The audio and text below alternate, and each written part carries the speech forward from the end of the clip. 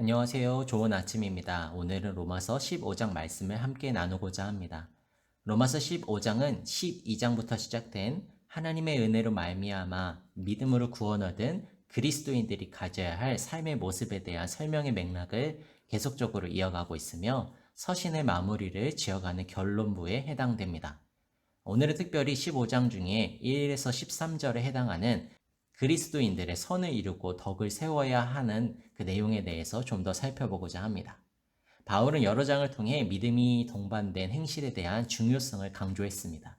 그리고 15장에는 그리스도인들이 선을 이제 이루고 덕을 세워야 한다는 것을 강요합니다.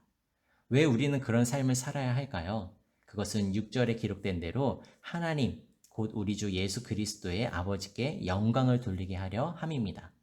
신약에서도 예수님께서 착한 행실을 보고 하늘에 계신 너희 아버지께 영광을 돌리게 하라 라고 말씀하신 것을 보면 우리의 삶의 모습이 참 중요하다는 것을 깨닫게 됩니다. 그런데 문제는 성경에 기록된 대로 선을 행하고 덕을 세우며 착한 행실을 하는 것이 참으로 어렵다라는 것입니다. 그렇다면 우리는 어떻게 해야 하나님께 영광을 돌리는 그런 모습으로 살 수 있을까요? 오늘 본문에서 발견되는 두 가지의 모습을 살펴보므로 하나님을 기쁘시게 해드리는 저희가 되기를 소망합니다. 첫째는 예수를 본받음으로 가능합니다. 5절 말씀을 보면 이제 인내와 위로의 하나님이 너희로 그리스도 예수를 본받아 서로 뜻이 같게 하여 주사. 예수를 본받는다라는 것은 많은 의미를 내포하고 있지만 로마서 15장에서는 3절처럼 자기를 기쁘게 하지 아니하셨다라는 것을 의미합니다. 즉 우리를 구원하시기 위해 자신의 즐거움과 기쁨을 기꺼이 내려놓고 종의 형체를 가져 사람들과 같이 되고 죽기까지 사랑을 실천한 그런 자신을 낮추고 선과 덕을 이루는 이타적인 삶을 살라는 것을 이야기하고 있습니다. 따라서 바울은 2절처럼 각 사람이 이웃을 기쁘게 하되 선을 이루고 덕을 세우라고 말하고 있습니다.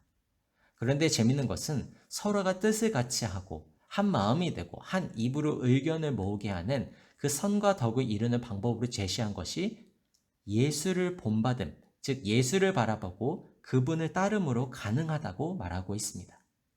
바울은 1절에 믿음이 강한 우리가 마땅히 믿음이 약한 자를 담당하고 돌보아 주어야 한다고 말합니다. 개인의 믿음도 중요하지만 그 믿음이 타인을 품고 살리는 방향성을 가져야 한다는 것이죠. 성경은 예수를 본받아 서로 뜻이 같고 한 마음이 되고 한 뜻이 되기를 권면합니다. 저는 교회 안에서 수많은 갈등들이 있을 때에 목회자로서 시원한 대답을 드리지 못해 아쉬울 때가 많았는데요. 이 사람 저 사람의 입장을 헤아리면 믿음이 적은 자나 믿음이 강한 자나 둘 다 힘들기는 마찬가지이기 때문입니다. 하지만 그럴 때 우리가 가져야 할 유일한 대답은 무엇일까요? 바로 예수를 바라보고 그분을 닮기 원합니다 일 것입니다. 가정과 직장과 학교나 일상에서 마음이 좁혀지지 않고 선과 덕을 세우기 어려울 때에도 우리가 가져야 할 태도는 예수를 바라보며 그분을 본받기 원합니다 일 것입니다. 그래서 히브리서 12장 2절에 믿음의 주여 온전하게 하시는 이인 예수를 바라보자. 즉 이처럼 예수를 바라봄으로써 우리가 온전해지고 또 믿음이 강한 자가 약한 자를 맞춰주기를 바라는 그 바울의 권면을 순종함으로 선을 이루고 덕을 세울 때에 하나님을 기쁘시게 하는 우리가 될 줄 믿습니다. 두 번째, 하나님께 소망을 둠으로 우리가 하나님을 기쁘시게 할 수 있는 줄 믿습니다. 12절과 13절에 또 이사야가 이르되 이새의 뿌리 곧 열방을 다스리기 위하여 일어나시는 이가 있으리니 열방이 그에게 소망을 두리라 하였느니라. 소망의 하나님이 모든 기쁨과 평강을 믿음 안에서 너희에게 충만하게 하사 성령의 능력으로 소망이 넘치게 하시기를 원하노라. 바울은 이사야서에서 나온 말씀을 인용해서 이새의 뿌리로 오신 예수님이 열방의 소망이 되며 그리스도를 보내신 하나님이 우리의 소망이 되심을 이야기합니다. 왜 하나님께 소망을 두는 것이 하나님을 기쁘시게 하는 성도의 삶과 무슨 상관일까요?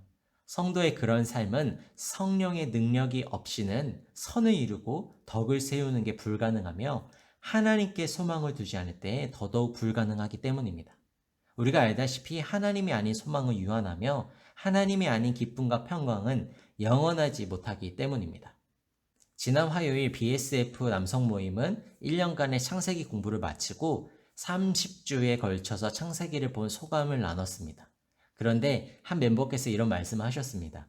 창세기를 공부하기 전에는 자신의 삶이 이해할 수 없고 해석하기 힘들었지만 족장들과 함께 하시며 인생을 이끄시는 하나님을 발견하니 앞으로의 인생이 두려움과 걱정이 아니라 도전과 소망이 된다고 말씀하셨습니다. 그러면서 진짜 주변의 어려운 사람을 돕기 위해서 여러 정보를 모으며 애쓰시는 모습을 발견할 수 있었습니다. 오늘 로마서 15장 13절의 말씀을 통해서 본다면 소망의 하나님이 창세기 말씀을 통해서 그분에게 기쁨과 평강을 믿음 안에 주셔서 성령의 능력으로 미래에 대한 소망을 넘치게 하신 줄 믿습니다. 이처럼 우리가 나를 구원하신 예수님만이 진정한 소망이며 성령의 인도 따라 나를 이끄시는 하나님만을 소망으로 둔다면 우리에게는 예수님과 같이 이타적 사랑을 실천함으로 하나님을 기쁘시게 하는 성도의 삶이 될 수 있는 줄 믿습니다. 요새 젊은 친구들의 용어 중에 이생망이란 단어가 있습니다. 이번 생은 망했다라는 것의 줄임말인데요. 이 표현이 나온 것은 아마 우리의 삶이 소망이 하나도 없고 절망적인 상황으로만 느껴졌기 때문이라 생각합니다. 그러나 하나님을 소망으로 두는 인생은 절대 망하지 않습니다. 실패란 없습니다. 그분이 기쁨과 평강을 우리에게 충만하게 하시고 또 성령의 능력으로 이 땅을 살아갈 수 있도록 인도하시기 때문입니다. 오늘 로마서 15장 말씀을 통해서 오직 하나님께만 소망을 두고 또 예수를 본받아 그 사랑을 실천함으로 하나님을 기쁘시게 하는 저희의 귀하고 복된 하루가 되기를 간절히 응원합니다.